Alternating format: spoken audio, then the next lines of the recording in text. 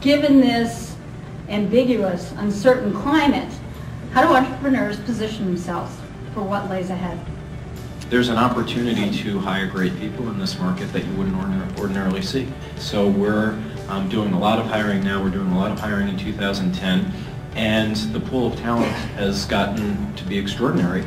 We have absolutely, peeled costs down as much as we can. We looked at the company, we took a long, hard look. There were a few roles that weren't contributing to the bottom line, and we removed them. It happens. It actually is a really, really good cleansing time when you're in a recession. You really look at the business and say, what is utterly essential to get us to the point where we are going to make the best revenue with, the least expenditure. The sort of irrational exuberance of the last 10 years caused a proliferation of retail, which bred a sort of consumer apathy.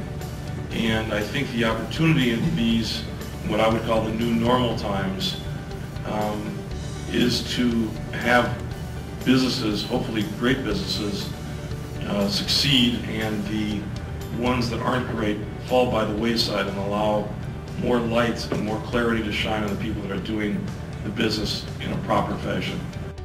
There's two things that I think, in the Web 2.0 world especially, that are really, really critical. So the first thing is diversification of your revenue sources, and the second thing is you really can't fool anyone anymore. I think one of the things that happens is that entrepreneurs may have great ideas, but for whatever reason sometimes when I talk to them, they come and they haven't found the incredibly huge market that you need to truly make, a high revenue company, or they haven't really talked to their customer enough yet, so they haven't figured out exactly what the need is and how it gels. So they go off and they create things which are really fooling other people and themselves. What's interesting about Chicago is Chicago has one of the most diverse economies in the country. Essentially, you have not one industry that dominates the local economy. So the good and bad of it is it's almost like having a diversified portfolio. So you're going to do okay, but if you had a concentrated portfolio, when things are great in that particular sector, you're going to have an outsized return.